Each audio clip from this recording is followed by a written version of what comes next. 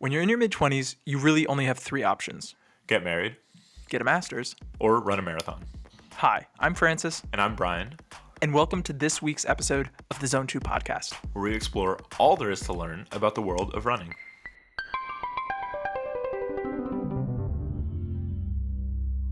Anyone who's ever tried a long-distance relationship knows that FaceTiming with your significant other just isn't the same. Unfortunately, Francis and I are in a bit of that situation right now. Francis is in New York at home with his family right now, following some car troubles, and I'm back here in Cambridge. So we are recording this episode from a distance. It just doesn't feel the same. It doesn't feel like the same Monday night ritual that I think we found ourselves in, but that doesn't take away from the fact that we're both still training for a marathon. Francis, how was your week of training?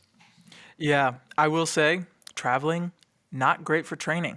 Fun fact, who would know that switching up where you sleep, where you eat, where you spend all of your time, it messes with you. That being said, I thought I had a pretty good week, actually, this week, all things considered.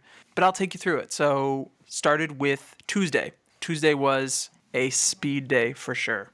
I did a 6-mile tempo run fartlek.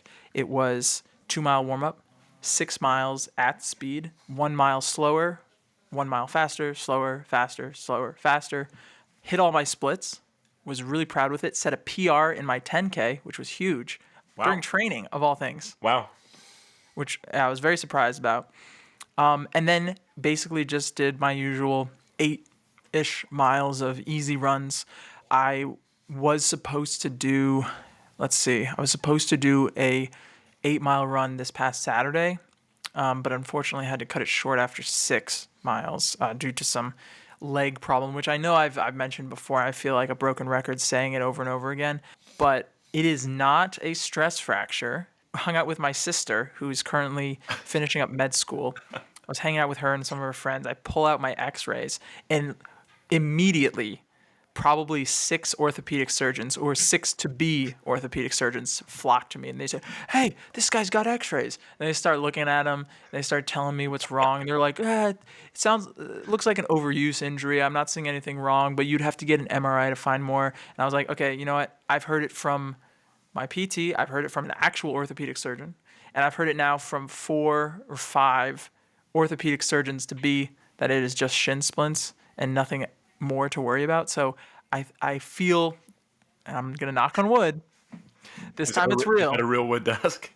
It seems like it is just shin splints and there's nothing more to worry about. I know, yeah, it's been a up and down kind of relationship with my legs the last couple weeks, but I did a long run yesterday, 16 miles ish, 15 and some change. I won't say that I felt 100% pain-free, because especially at 16 miles, it's a lot of time on your feet, but there were no new surprises. So that was something to be thankful for. So happy for the movement, grateful for it. But yeah, how was your week? I had a good week. Thanks for asking. I had about 35 miles this week. It was a bit of a cutback for me, which was scheduled. My long run this past Saturday was 15 miles. I was feeling a bit of fatigue and IT band pain on the run, so I feel like that hindered me a little bit, but I had some beautiful weather. I was back home in New Jersey visiting my family, had some beautiful weather, got to explore some places that I've kind of grown up going with on my bike or exploring, so it definitely felt like home for me. Nice running there. I did 2 speed workouts last week. Tuesday morning, I went to the Reggie Lewis Center and did some tempo work, and then Thursday, I did a pretty challenging progression run so I did a 4-mile warm-up, and then I did 30 minutes progressing from my marathon goal pace, which was it's a 7:15 for training purposes, progressing to a tempo which I set at 6:45, and I definitely hit a wall kind of approaching that tempo. That being said, I also was aware of the fact that this distance of a run wasn't doing any nutrition, but it was still at the length where I was depleting my glycogen stores, so without nutrition, without refueling on the run, I feel like it's good training and putting myself in that situation of hitting that wall where I'm like, oh my God, I don't know if I could keep going. I don't know if I keep going, but it was a tough workout. It was a little bit humbling, but it was good. What did that feel like? Hitting the wall? Yeah. It felt like every fiber of my being was like, stop running. And I was like, but my watch says to keep running. Interesting. Yeah, it didn't feel good. I definitely am a bit. I don't want to say worried, but wary of what that will feel like if I or when we encounter that during our races. But right now, I think for training purposes, it's good to put yourself in those situations where you're kind of pushing your limits and seeing what it feels like and suffering a little bit, tasteful amounts of suffering, not constant suffering, but small amounts of suffering. I think are good. I think that's really what training is. At the end of the day, is putting yourself in a situation that feels terrible and then just kind of seeing how your body reacts to it. And then hopefully, you get better at dealing with that. I mean, that's what we're trying to do to get faster, to get stronger, that sort of thing. And when it comes to training for marathons, a lot of people approach it differently. Some do it independently. Some do their own research like you. You're scheduling your own weeks. You're bootstrapping the entire process. That being said, sometimes it can be nice to get a coach on board to help with some of the logistics of planning, workout creation, nutrition, and even race strategy. I've been lucky enough to have a coach, and I found it incredibly helpful. So, in the spirit of coaching and guidance, we're happy to introduce our guest this week, Heartbreak running coach Devin Miller. Thanks for coming on the pod. Hey, what's up, everybody? It is Devin, Dev, whatever you want to call me, as long as you're calling me. Devin, thanks for coming on the pod. Yeah, no, I appreciate you guys. I appreciate the ask.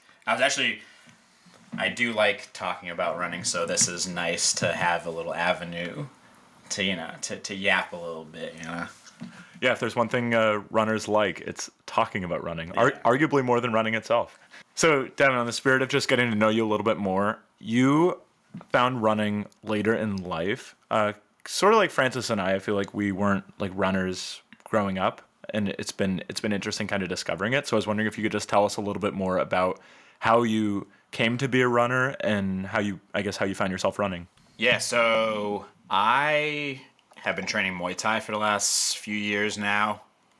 3-4 years. Yeah, 3-4 years-ish, around that time. So I had, every Saturday or so, coach would have us run a few miles before training, and I'd find myself kind of just like getting my ass beat in general. And as much as I had enjoyed Muay Thai, I knew that in order to progress that I'd have to get maybe a little bit more on like my aerobic side, or just kind of just like get my juice up basically. So it was like wasn't constantly like getting my ass kicked and like gassed out during sparring. So it was January 2023. I made a little New Year's resolution, and I was like, okay, just to help supplement Muay Thai, I'm going to just try and run every day. I'm just going to run like a mile. That's it. Just need to run every day. Just get out there, get my bars up, and just start to progress in this again as a supplement. So it was January 6th, 2023 was first day that I really started running. So I ran a mile a day, and I had a little streak going. Fast forward, the streak ended up being 263 days. Of doing 1 mile a day. I would do, so at the beginning, I don't really know where it changed. At the beginning, it was like a mile a day or 10 minutes, however. I just basically was like, I'm just going to get out of the door and just do it. Just once a day, just get my ass out and just do it. And so it progressed little by little, not a ton, but I ended up running my first 5K in April 2023, which was the BAA 5K. And that is really when it clicked for me. That, because the BAA 5K is during Boston Marathon weekend. So I finished up the race, had breakfast with my mom, and the energy down Newberry Street was infectious. Like I remember I went to Tracksmith and I grabbed my first pair of like running shorts, and then I went to like the Bandit pop-up that was there, and that was cool because it was like kind of like streetwear-ish, and I was like, oh, this is like similar style to myself, and I ended up grabbing a singlet there, and those were, I would say, my first real pieces of running kit, aside from the shoes that I had, which were like just like a pair of Hokas, just like some daily trainers, and yeah, I kind of caught the bug from there and really wanted to start to progress with it. And so as things went on, I ran my first 10K that summer, which was the BAA 10K, which absolutely beat my ass. It was mid-June, and it was so, it was like, it's like mid-June, and every year it's mid-June. And I'll never forget, this is like ingrained in my brain. I remember looking at the forecast a few days out, and it was like, okay, it's going to be 60 and cloudy. And I'm like, all right, cool. Like, not bad. My first 10K, I can kind of pick it up a little bit, maybe. I get there. We're on the line. It's like 8 a.m. It's 70 degrees and the sky just opened up. It was like the most beautiful day you could imagine, which is bad for running. Good for spectating, bad for running. So I'm like, oh man. And so they changed the course this year, but the last couple of years, the course went down Comm Ave, which there's no tree cover on Comm Ave. So I'm like, I remember I got to that like a little stretch and do like a 180 on Comm Ave. So just like a few miles down Comm Ave, just kind of in the open, just burning up on the pavement. And I was like, just like dripping sweat, dying. But I will say, never put both feet on the ground, which I'm like, as long as I don't stop running, like I'll feel good about this. And I think I had a run, I was like 55 minutes or so. But you know what? It didn't take away my spirit. 2024 was definitely the year where I really started just taking things more seriously. Just a lot of reading and research and trying to figure things out. And I think as well was a big thing for me was I think we are in the era of runfluencers and snake oil and like bullshit like that. Like I'll be the first to admit I'm like a Huberman hater. I know a lot of people I fuck with them, but it's like not for me. And I think a lot of that is just like, it's a lot of snake oil. And so it's really just getting past the cruft, the chaff, as they say, and just getting to like the meat of like what's important. And that kind of takes me into like where I'm at right now is just like still like trying to just like sift through the bullshit to just inform people properly and just be like, hey, like, you're just getting into running, 80-20, all that kind of stuff. Like, don't worry about it. Just like go for a run. If you feel good, cool, keep it pushing. If you feel like shit, slow it down or stop. And then, you'll just, you'll progress, you'll figure it out, you'll learn your body and you'll get better. Yeah, I've seen on Instagram your mantra is go for a run, and I think that kind of sums it up. Is you can spend time mulling over, oh, is this shoe or that shoe better? Or is this strategy or supplement better than that supplement that I should be taking? But in reality, the fact that you're just getting out there and going is definitely the most important part. And I liked from your story too, you talking about you started out running a mile and then you kind of transitioned from that 5K, and you said that was the first time that you felt that it really clicked for you. And that's something that Francis and I both, I think, have had those moments where you start out running and it sucks. Objectively, it sucks. It's not fun. If you aren't fit, or even if you are fit, but you're not that kind of fit, it can be really, really difficult to put your shoes on and go for a run and actually enjoy it. But getting over that hump where it clicks for you, like you said, and you're like, oh my God, I enjoy this. That's that moment that's so important that you have to hold on to, because that's kind of what gives you the momentum to keep going, to push those further distances and to kind of see what the limits are for you. I was just going to follow up kind of on what Brian was saying. I feel like races can be incredibly polarizing. They can be either really invigorating or incredibly devastating, depending on how you approach them and kind of what you're expecting to get out of them. I know if you go in with really high expectations, sometimes you can fall short of those, and then that can be really discouraging. But all the times that I've done races in the recent past, it's always been just to go out there and run the race and do it the best I can. And it isn't necessarily, that I'm not aiming for a time, because I'm certainly trying to, set a specific standard for myself and hold myself to that standard. But at the same time, I'm like, seeing the crowds, running with friends, the hype prior to the race, the sort of come down after the race, seeing everyone finish or cheering on your friends as they pass you. Like those are sort of those priceless moments that make all the training and all the work worth it. So you transitioned from Muay Thai into running. What made you want to transition from running into coaching, or I guess like adding coaching on top of your running expertise? The coaching thing definitely came from just the research I was doing. And again, it was just that sentiment of like, there's a lot of bullshit, and I think people deserve to know, like, they don't have to worry about all this stuff. I think as well as the more I was learning, the more I was like, oh, I wish I knew this when I started, kind of thing, because it's there is so much data out there, good, bad, somewhere in the middle, and especially right now in just the culture of social media, the bits, we have like, you have like 30 60 seconds to get someone's attention or something like that, and unfortunately the important information just can't really be boiled down that quickly. And so you have these things like, I'm probably gonna mention 80-20 like a zillion times, but you have this thing like 80-20, like that's quick, that's easy, like, oh, 80-20, 8% of your running should be slow, 20% of your running should be fast, and that's so quick, like I just told you that in like 5 seconds, right? So that can proliferate through social media as it is onto TikTok, onto Reels, because it is so fast.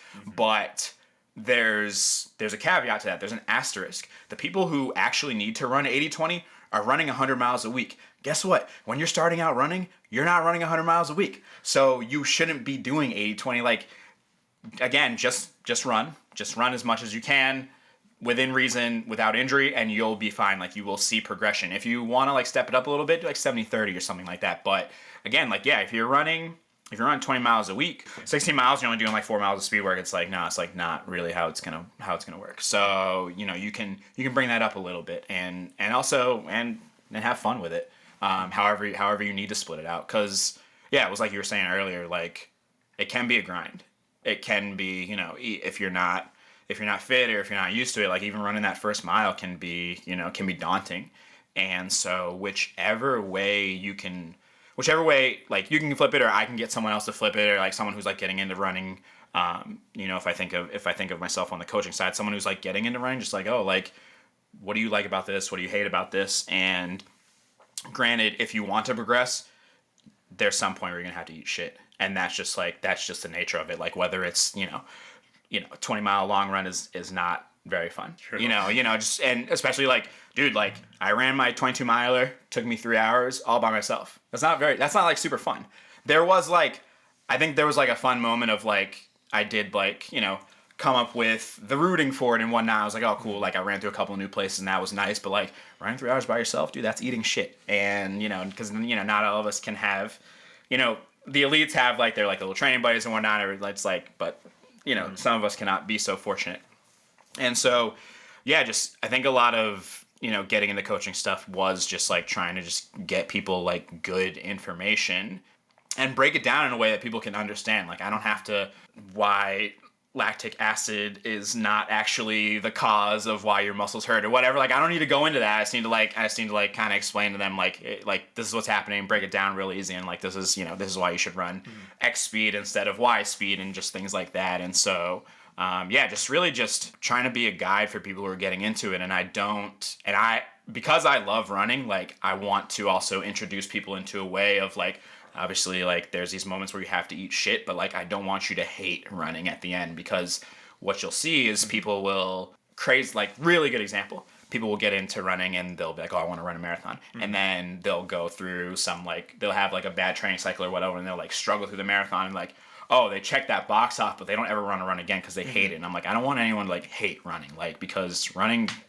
whips ass. And so, if I can get someone to the finish line or the starting line without like completely hating what they had gone through, and then when they eventually, cross that finish line, they're like, oh, like that, like, obviously, it was tough. Like marathon's not easy, racing is not easy, but it was like, I didn't completely hate that. Like that didn't like devastate me.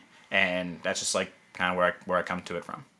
Yeah, I would say that the getting started is 90% of it. And like you said, talking about social media and sifting through all that crap, it's often really hard to not compare yourself to those people as well, because you're seeing what they want you to see. You're seeing the best version of themselves that they feel comfortable putting out there. And you're not seeing like them, to use your words, you're not seeing them eat shit. And I think there's definitely a movement to quote unquote de-influence running a little bit. I've come across a couple people who really try to do that, but even still, there is sort of this glorification of it. And I think at the end of the day, you're making sure people understand that like they don't have to be, when they start off, they don't have to be absolutely miserable all the time. They don't have to be putting in 50, 60-mile weeks. Like that is way too much for someone who's just starting out. You want to be easing yourself in. You want to keep yourself from getting injured. And like you said, it can deter someone from the actual sport itself, which is the last thing any of us would want. So yeah, I think going out there and running, but then also not comparing yourself to anyone but yourself, which is really difficult because inherently racing is a comparative sport. You're running with people, and there are people either passing you or you are passing people. And immediately there's a comparison that gets made in your brain, like I'm faster than that person or I'm slower than that person. But really trying to reframe it and focus on yourself. Yeah, I think that's probably one of the more difficult parts. I also agree with that sentiment you shared of like you have to eat shit at some point, but you have that new runner who's like, oh, I want to go run a marathon. I want to check that box. And they do that training block and it sucks ass. And they're like, okay, I did it. I'm not going to do it again. And I'm finding that a little bit now. And obviously, Francis and I are training for our first marathons right now. I have been doing like the reading online, the coaching plan, the whole nine. And you look at your week ahead of you and you're like, okay, I have these miles, I have these runs I have to do each week. What do I have to get done? And I'm trying really hard to not lose sight of the fact that it is fun and it's supposed to be fun. So instead of it being like, okay, these are the miles, these are the workouts that I have to do this week, being like, okay, I still want to go run with people. I still want to go see people. I still want to make my runs enjoyable. Granted, it can be hard to do it when it's 10 degrees and the wind is literally blowing you over sideways on the Charles. It can be hard to be like, no, this is fun. We're having fun. But I think running with people, I know you're a huge proponent of that. Like doing your workouts together, doing your easy runs with people, I think is such a good way to remember that it's supposed to be fun, even if you're going through that training cycle. Yeah, definitely. I mean, even think like it was the first 6 months of me running. Like I didn't start running with people until like June of 2023, and that just was just another level to it, and it definitely leveled up my own training and my own enjoyment of the sport. Was I can just like run around with friends and just talk, and the miles sort of melt away. Yeah. Especially if you like get caught in conversation, like, oh, cool, like that wasn't as bad as if I'm just like listening in my headphones, kind of just like grinding along. Huge component of running with people. I think as well, going back to how you're feeling like things can be kind of daunting is like you can like reframing like your perspective of, there's going to be, there's good days and bad days, there's good weeks and bad weeks. But if your whole entire 18-week training cycle is bad, you're going to hate it. So it is just like trying to reframe, or even maybe just taking a step back and be like, okay, like maybe I just need to like retool this and, take it easy for a little bit, or, you can always cross train or something like that. But just trying to make it, honestly, it's like make it as easy on yourself as you can. Like whatever like helps you like get out of the door, like that should be like, should be like what you try and focus on. And is like Steve Magnus said, if you're feeling bad, put on your shoes and go out for like 5 minutes. And if you still feel bad, just go back in the house, man. But honestly, once you get out there, like you get out for 5 minutes, you're like, all right, I'm already out here. Like you're already there. And then you'll trot along, and don't feel bad if you just don't want to finish. Like I've had, you get on like a 10, 15 mile run, you're like, oh, you're like 7 miles in, and you're like, okay, like I'm done. Like even like a couple months ago, I had to go on like a 6 mile tempo. I was like 1 mile in my warm up, and I was like, all right, I'm going home. And that was it. And you just have to like figure out kind of getting where you fit in, but don't get discouraged. Especially if you've already been getting out there, like you have the ability to do it. You can persevere through it. It's just like, but also don't beat yourself up if you miss something, because like this is not our livelihood. Really good, classic quote. We get to do this. Like no one's fucking forced us to go out there, but for whatever reason we are out there, and it's because we are able-bodied citizens who are taking this leap in terms of our fitness and trying to just get out there. And again, and especially with that friendship or that community element, it's like like I'm like out here just like for my mental health as well, because it's hard to make friends as an adult. It's like so damn hard, and this is definitely has been one of the avenues that I've been able to make friends and make community, especially after I moved home a couple years ago, and so running's been a huge component of that. So. Yeah, and I think to quote one of our previous guests, Ted, he mentioned a book he had read called Choosing to Run. And he's like, we're all choosing to do this. It's because we enjoy it. So, why not be grateful for the movement because it's not something that everyone has access to. I was going to ask you about what community means and how it plays a role in running, but I think you hit the nail on the head. It's about supporting one another and supporting yourself through difficult times, because I know, I've had to cut runs short, and it's hard. It's really hard to not beat yourself up about it. But, when you fall short, it's okay. It happens. So why don't we circle back then? You were talking about getting into running and how when you first got into running, there was all this information that you were trying to distill down and understand how to even be approaching this. And I think, and just talking to you and knowing you now, that I can tell that you have an analytical brain, and you like learning about this stuff, and you like absorbing as much information as learning as much about something as you can. And then also then being aware of, still having recently gotten into running, how hard it is to figure out what you're actually supposed to be doing, and trying to distill that down and make it easier for people as a coach. I'm curious if you could share a little bit about your process for how you find information online and how you do your research, where you look for things, if there are things that you look for, or if there's a particular training strategy, how you find ways to incorporate that into your training, if you use trial and error, and maybe just talk a little bit about what that looks like for you. So throughout, I've always been computers throughout my life. I've always been pretty analytical, and I'm in IT right now, so my job is computers.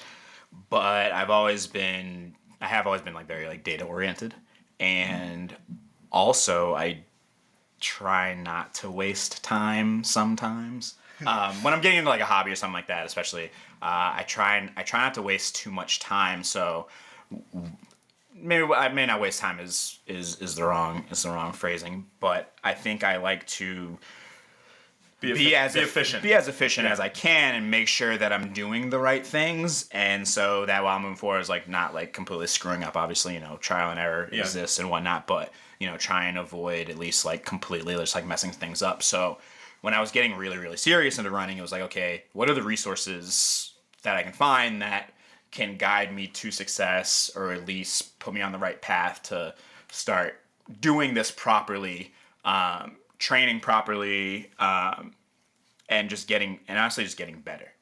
And so my first foray into it were a couple of books. So there is Pete Fitzinger's Advanced Running. And then there's also the Jack Daniels Method. So those were definitely two of the books that really kind of kicked it off for me, and was just trying to figure out kind of the nuances of training, and running physiology. And so just kind of reading both of those books front to back, making notes, writing things down, taking things that I didn't understand, or things that I didn't understand that maybe I could break down further in case someone else had the same questions that I had, and further just distilling that knowledge. And then from there, trying to get online, seeing, okay, what other resources are there? There's Pete Fitzinger actually made another book about so advanced marathoning obviously focuses on marathon, but he has another one that focuses on 5Ks to half marathons. Mark Coogan, Personal Best Running, is a really good one for things from the mile all the way up to the marathon. And so kind of just building upon reading books and whatnot, and then further, really, really good one that I like. This is a bit more scientific and more physiological. There's this dude named John Davis, and he runs this website called Running Writings, and just phenomenal analysis of coaching. And that then put me down a further rabbit hole. There's a coach called Renato Canova who still coaches to this day. And this one was a really big one for me, because this dude, he actually, let me bring it back a little bit. Steve Magnus had mentioned that a lot of times the science will follow the coaching, not the other way around. Coaches will just come up with some method and whatnot. They'll see success and they'll go with it. Whereas science is trying to find the perfect workout or something like that, sure, which more or less doesn't exist. But a thing that Renato Canova did was he was if my marathoners do hill sprints, and even if it's not it doesn't have to be a hilly marathon, right? There's obviously, they would train for that separately, but he's if my marathoners do hill sprints, what'll happen is that when their slow twitch muscles get tired at the end of a marathon, their fast twitch muscles will take over. Granted, your fast twitch muscles aren't going to last as long, but it'll push them through enough for the last, like, however long in the marathon. I don't remember how, like 20 minutes or something like that. So that he figured this out in like the 70s. And then I think it was like 80s, mid 80s when like scientists were like, yeah, this is exactly what happens actually. Like this is a real thing. And so that was the science following the coaching, and that just kind of has been happening. So I was like, okay, like now where can I find like coaching theory and like just like these little coaches? So there's this absolute cesspool of a website called Let's Run, and unfortunately they have like there's phenomenal information there, but it's just like mad racist, and like you have to like kind of like filter through it. But you could like Ronaldo Canova has posted like entire training cycles, and like so it's like gold mine that you have to just like sift through. Luckily, like a lot of people have found like the golden nuggets and whatnot. But, like coaches were like posting on there 20 years ago of like you're talking about like gold medal Olympic athletes and their like training plans. So like that's gold. Like that's a good right there, because that's not like, especially 20 years ago, like information has gotten so we have so much information in our hands right now. So it's like finding this stuff from so long ago. You're like, oh, like cool, like this is stuff that can still apply today. And then just taking whatever information I can get, writing it down, noting it, and then being like, okay, like this is how I can proceed. And that's kind of like, so I kind of had my like little, my information gathering and wherever I could get it from. And then that was when I would get in a conversation with friends and they would have questions. I'd be like, oh, like this is a thing that I read from this guy who coaches like world beating athletes. So obviously like there's something here. Like obviously this is of use as opposed to like, Matt Choi 80-20 routine, So it's like things like that. So sweet. So you kind of talk about the different coaching styles, and it sounds like a lot of it is based on intuition, or at least it used to be, and you like to approach it from like this very analytical standpoint. And I'm kind of curious, do you find that you approach your own training differently from the way that you coach, or do you generally like tailor it to the individual that you're coaching? What does that look like? Yeah, so even within my own, all the training that I do, my own training and the two athletes that I'm coaching, I'll tailor it to everyone. And I have like a generally what I like, but here's one thing that I won't do. I won't have my athletes do anything that I haven't done. So I'll usually like put myself through the ringer first and be like, okay, like this is kind of how this works. And then I'll be like, okay, like I can pop this into their plan and be like, yeah, this shouldn't kill them. But I do, I'll be honest with you, I'm a hell of a lot more careful and analytical with the people I coach than I am with myself. Mm-hmm. I'll just throw down whatever on myself. But the people I'm coaching, I'm like, okay, like, how are you feeling? One of my athletes, Renee, phenomenal runner and just like absolute ass beater. She was having trouble less on the speed side, more on like the strength side. So, you can think of it like, okay, like you have the leg speed, you're fast. All right, cool. Let's just get you more tempo so you get stronger from the top end, and everything kind of just like, things come into themselves. It's like at our level, like I said earlier, like at our level, like really, if you want to level up, just run more. Yeah, definitely. I liked how you said that you won't have somebody that you're coaching do something that you haven't tried on yourself. Like, and I think that's definitely an important sentiment where if you're going to be putting someone through the ringer, you want to know what that feels like. Like, you don't want to be surprised when they come back to you and they're like, Devin, this workout absolutely blew chunks, dude. Like, what the hell is that? You're like, you want to be able to tell them, like, this is going to be hard. You're going to be pushing yourself doing this. This is what this is going to feel like. But this is talking about, like, the data side of things, too, is then being able to say, this is how this is going to benefit you. Yeah. And that's the part that I think is unique to each runner that you're working with. And Francis, this is something that I know we make fun of you a little bit for how Coach Kev is sliding into the comments on every single Strava run that you do. But that is that feedback as a coach that's so important for the coach to see, how did this feel? What's working for you? What's not working for you? So they can adjust it appropriately and make sure that you're on pace to hit your goals without, I think, pushing you beyond what you're currently capable of. Yeah, 100%. And I think that's also one of the things that I found really helpful about a coach is you can go and follow the BAA half marathon training plan and stuff, and it tells you what the workouts are and it tells you when to do certain long runs and stuff. But if you're not doing the research on your own, it can be really difficult to figure out why you're doing those workouts, and having a coach explain to you exactly why you're doing something. Like, for example, this past week I did a 6 mile fartlek run. So it was 1 mile slower, 1 mile faster, slower, faster, slower, faster. That's fine. I can do that. No problem. But I think having my coach reach out to me the night before and say, hey, this is your workout for tomorrow. This is why we're doing this. We're trying to, give your body that shock of like lactic and see how it deals with it. And you have like the speed fluctuations and stuff, and yeah, it might suck, but if you understand why you're doing it, I also think that adds a level of motivation into the workout itself. And you can say, oh, this is making me better actively while I'm doing it. And you can find a lot more motivation in that than almost anything else. If you're like, yeah, this is going to make me a lot faster, I can feel it happening. Your brain starts to play tricks on you, but it feels good after. Yeah, and I've definitely gotten lost in that a little bit following the Heartbreak plan of being like, oh, I guess Coach Dan wants me to do hills this week. All right. And not really understanding more about why am I doing this particular workout? How is this particular workout benefiting me? And obviously going for a run is going to help you more than not going for a run. And if you're doing things and you're putting yourself in a situation where you're pushing yourself a little bit, like obviously that's going to make you faster. But I have felt like there have been days where I'm like, it says I'm doing hills this week, so I'm doing hills this week, but specifically, I don't understand how this workout is benefiting me. Love a good hill workout. There's nothing in the gym that will equal running hills. Like, all things equal, like, doesn't matter how good your squat form is, doesn't matter how much you're lifting for your squat. It's not the same motion, it's not the same stimulus as running.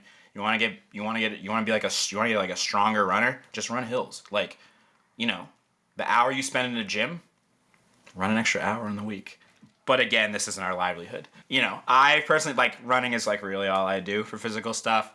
Anytime I go to the gym is specifically for aesthetic purposes only. It's because so if you see me post on Strava that I went to the gym, it's so I can look better in the summer. It is not because I'm trying to become a better runner. So I would say that Brian and I unfortunately discovered the hard way that we both need to be incorporating strength training into our weekly schedule. And so we were initially talking about like going to the gym and doing specific exercises like for injury prevention. And I was going to ask you, what does lifting for speed versus lifting for injury prevention and endurance look like? But it sounds like you don't really do that. No, yeah, I mean, like, so there's definitely some science behind doing like plyometrics and whatnot, at least like for like explosiveness and whatnot. Yeah, I think the injury prevention thing is definitely valid. I've seen studies that go both ways, so you kind of take it or leave it. But if you go to the gym and you feel good, like, dude, like, keep it in your routine. Like, if it again comes to that, we're coming back to that. Don't want to make you hate this. So if you like going to the gym, gives you that serotonin boost, and you like kind of just pumping the iron a bit, yeah, go to the fucking gym, man. Like, hell yeah. Like, again, it's not our livelihood. If it's fun, if it makes your week better, do it. I think it's funny that we're talking about strength training and going to the gym on this. The day of days that I walked into the Cambridge YMCA and bought myself a membership. Also saw Anthony in the Muscle Factory there working out. Shout out to Anthony. He's probably in Switzerland by the time he's listening to this. He's going skiing, yeah. Eating some fondue. I hope you are, Anthony. Yeah, so just out of curiosity, I saw that you recently ran a PR in the mile. You ran a 5:05, which is an unbelievably great effort. So first of all, congratulations. Appreciate it. Thank you. But what sort of training went into preparing for that sort of speed? If you're not going to the gym and you're not doing because I'm referencing Instagram and TikTok and stuff here, but like you see all these run influencers who are, the only way to get faster is going to the gym and doing like heavy isometric workouts and stuff like that. But what did you do for that effort? Yeah, I mean, like, if you're a sprinter, yeah, sure. Like, if you only run distances of 400 meters and below, yeah, those motherfuckers are in the gym, like they do like full body workouts every day. But not a sprinter, so I'm not going to the gym. So I would love to tell you what my plan is. So I was on Let'sRun.com. A guy named Joe Rubio, who coaches Hoka, made a 75-page PDF called the Joe Rubio Guide to 1500 Competitive Running. And I've pretty much been following that guide to a T since October. And that's it. And granted, within this PDF, he does have like a lot of like good information about like the distance and whatnot. Also, this is a plan that I should not be on because he specifically says he's like, this is for post-collegiate runners. So these people, like, the guide is for people who've already been running for 8 years who can run like low fours or faster. So it's not you. Yeah, so you can run like people running like 340, 350 for like 1500 or like sub 4 for the mile. But I was like, you know what? Whatever. Like, I'm gonna give it a shot and like keep myself within, you know, obviously stay within my means. But kind of just, I was like, let me just go for it. Like what could like honestly, like what's the worst that could happen? Yeah. And honestly, it's been great and like the plan's really good and definitely just like getting a lot of like good information. And I think what it does as well, it does kind of take me out of the mindset of like everything having to be so like data oriented or analytical or anything. Like I'm not worried about my lactate. I don't wear a heart rate meter anymore. None of that. I just go out and I just do the workouts or the runs, and all my paces are just based on whatever my last race was. That's it. And so I've adapted some of that into like my coaching and whatnot. But honestly, like there's stuff in that manual that people are still like parroting today. If you read Fitzinger's Advanced Marathoning, if you go through the day-by-day plans, he has these runs called general aerobic. So Fitzinger says for his long runs, he's like, hey, your long run shouldn't be a long, easy run. He's like, do the first, 4 or 5 miles easy, and then just pick it up to that steady pace by the end. And like, I think like that would be like a game changer for a lot of people because, so if you got your recovery pace over here and you have your marathon pace over here, there's like, for the average person, probably like 2 or 3 minutes in between of paces that you're missing. How is your body supposed to like adapt to stimulus in between? How are you supposed to bridge that gap if you're not running at those speeds? And so you think that there's like this like gray zone of running that like is bad? No, it's like more people should actually be running like at those like steady paces. So so the Joe Rubio guy is just like a lot of just like bringing down. It's like I got some easy runs, I got some steady runs, and then you're gonna do some speed stuff around like mile pace and whatnot, and like that's like literally it. And so actually right now I am at the section in the PDF where I am on like a rest period. So I have no workouts this week, but I'm just going to try and build up mileage and then back to workouts next week. So are there any other big differences, I guess, between marathon training or these middle distances that it sounds like you've kind of found a home in this like mile 1500 3K I think you ran recently? Yeah, so I think like some of the big differences are I cap my long runs on Sundays now at an hour and a half. Like I won't, like every once in a while, maybe I'll go up to like, sometimes I'll go up to 2 hours, but usually not by choice. It's usually like if a friend's running long, I'm like, yeah, I'll go with you. Just like keep them company. But I generally cap all my long runs at an hour and a half, which usually puts me in like, maybe like the 11 to 13 mile range. And then I run a lot more doubles, which is nice because then I can run with my friends more often. So instead of, obviously Sundays I'm not doing like, 20-mile long runs or whatever, and then I'm not doing like midweek long runs really. So what it'll do is like it'll break it up for something like this. Like let's say a Tuesday, I'll do an easy run in the morning and I'll do my workout in the afternoon. So now since I run, during that easy run, I can run with my friends. Or like Monday, I'll do an easy double. So like I could potentially run with friends twice or, run by myself in the morning or something like that. So, and honestly, I'm running more now than I was in marathon training. So marathon training, I think I was averaging about 45 to 50 miles a week. Now I'm averaging like 50, 60, 65 miles a week. The volume adds up, and the volume is important because even at 1500, even at the mile level, like there's been some rough math done. It's still 75% aerobic. So high mileage is still important. I don't know if it was Joe Rubio. It was either Joe Rubio or John Kellogg. They're basically like, the only difference between my 800 runners, my marathon runners, are like who has a kick and who doesn't. And I was like, oh shit. So, training for any distance is honestly going to be very similar to each other. It's really just like, how do you want to break it up? And even like Hobbs Kessler, he said that he doesn't, granted he still runs like, I think like 70, 90 miles a week, but he was like, oh, I don't run more than 7 miles for one run. So, it's like, however you want to chalk it up. And because I'm not running marathons, because Hobbs Kessler is like a 800, 1500 runner, like we don't really have to worry about like glycogen stores or things like that. So we don't have to worry about these like doing these 20-mile long runs that are like burning glycogen or learning how to fuel on the run, because it's just like I don't have to fuel during, a 4-lap race. So things are starting to warm up today. I'd like a moment of silence. Francis, did you take a rest day today? I did take a rest day. That's such a shame. Moment of silence for anyone who didn't get out for a run today. It was 60 degrees and sunny. What a all-timer day. These are the days you live for. But obviously it's warming up a little bit in Boston. Seems like the indoor season is coming to a close. I'm curious what you have coming up on the docket, what you're looking forward to race-wise.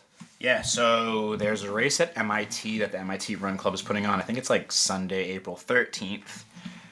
And then the following Saturday is the BAA 5K. So I'll be doing both of those. And then I have a couple road races like during the summer. I definitely want to try and do Falmouth Road Race again. But also there's a local track club called Battle Road, and they put on meets during May and June. So there's 4 of them. And so they do those during the evening, usually at Bentley College or MIT. So those are all open if anyone wants to do those. I've got the Vermont City Marathon Relay.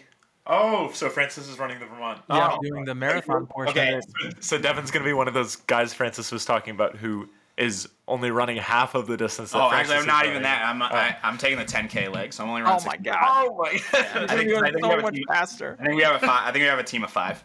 So we're so I'm gonna take the 10K leg, try and get a new 10K PR in the way there, and then I've got that, and then as track races come up through the summer and whatnot, I'll just kind of hop into whatever I can, and then ultimately will culminate into, I'm not training specifically for it, in September, the fall, the Copenhagen Half Marathon. So that's the longest distance I'm running this year. And then what we got? And then it's the fall, so cross country season. There you go. And then kind of just back to it. So just cycling through and just kind of get in races wherever I can. Well, I don't think we could talk about running without talking about shoes. Obviously, track footwear is a little bit different from road running footwear. So I'm curious if you could give us a little bit. You're the first current track runner that we've had on the pod, so I'm curious if you could give us a little bit of insight into spikes, and then just talk a little bit about what you're running on daily, like I guess what your mileage shoe is, if you have a bit of a rotation going, kind of what you're working with right now. Yeah. So spikes I'm using right now are the Dragonfly 2s. I would say, even if you're not like particularly fast, I think if you want to get into track racing, that you want to get a pair of spikes, because especially when you're picking up the pace, like it does really help you around the corners. And then I would say doubly so for indoor racing, because the tracks are banked. So it kind of helps you keep your balance when going around the banks, because like, especially at the end of the race, like you really feel like you're keeping your body up when you're going around the turns. So it's like, if you have something that can bite into the track, definitely would suggest a pair of spikes if you are interested in track racing. And you don't have to get a pair of Dragonflies. They're like $160 fucking. You can get like, I think like Rival Flies are good. And I think you can get those for like $70-$80. Like there's cheaper options. Or just get the Dragonfly ones. I'm sure they're on sale. But yeah, I would suggest if you are like interested in racing track or whatever, like, give it a shot. If it's something that's interesting, you like definitely buy a pair of spikes. Outside of that, I think this is my favorite shoe of all time. Granted, I've only been running for like 2 years. All time, he says. So, but I'm putting it in there, and I bought 3 pairs. This is how much I love them, because I want these pairs throughout the year, and also the Adidas Evo SL. It is like, because all of my trainers up until that point, so I bought these in December.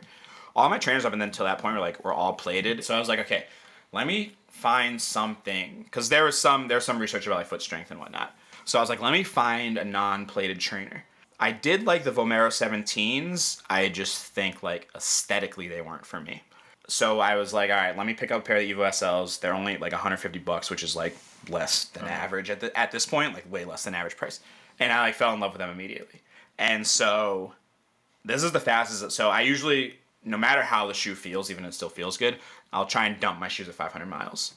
So I got these in December, and I'm already like in the low 400 miles for them. And this is like the fastest I've ever gone through a pair of shoes. And I'm like, so bought a couple more pairs to take me through the end of the year, and also just in case like the Evo SL2 comes out and like the design is worse. I like the actual like the aesthetic design of the shoe and just like the feel of it. So that's like, it's kind of what I'm rocking. That's definitely my everyday shoe. And then I'll wear the Cloud Monsters on like recovery runs that the tough thing about the Evo SLs is like they definitely want to pick up the pace a little bit. So if I'm not running with other people, I'm trying to go on a recovery run, I'll kind of just start picking up the pace. Whereas the Cloud Monsters will keep the pace honest and low. So I still wear those. I really do like those. For workouts, right now I'm using the Cloud Boom Zone from On, which is like a relatively new one. And then I'll use those for like tempos or like my hill workouts. But my second favorite shoe of all time, the Cloud Boom Echo 3 from On, which I think again, it's an aesthetic thing. And I feel like all of my like best workouts have been in the Echo 3s. But they're basically like On's like super shoe. But they kind of like, they're like low profile. So that kind of like tracks spike-ish, which is also why I really like them. So that's definitely up there. And then my long distance racer, Alpha Fly 3s. Love the Alpha Fly 3s. So. When you talk about the Evo SLs and how they're like your favorite shoe of all time, is that something you felt like as soon as you put it on? Because I feel like a lot of times when you go into a shop, you gotta like, you get, maybe a 200 meters to run, and then you have to come back. Like, what was it for you? Like, did you just say, okay, this is it? So for me, I got them in December, and so they weren't doing their official release until March. So a lot of it was like raffles and stuff like that. So I kind of just had to go sight unseen. But I was like, okay, $150. Like, if I absolutely hate them, like, I'm sure, like, I have homies who are the other side of the shoe of me. Maybe I'll just, like, sell them for, like, $10 or $15 less or whatever. But it was, like, first run. I was like, these are, like, the shoe. And I think, at least for me, it was because the toe box is pretty wide, which just gives me, like, a lot of room there. Definitely, like, I have to tie them tighter because the toe box is wider. But, I mean, if you have, like, a bigger foot or if you're wearing, like, wool socks, as we do in Boston, this gives you a little bit more room. It's not too tight on your foot.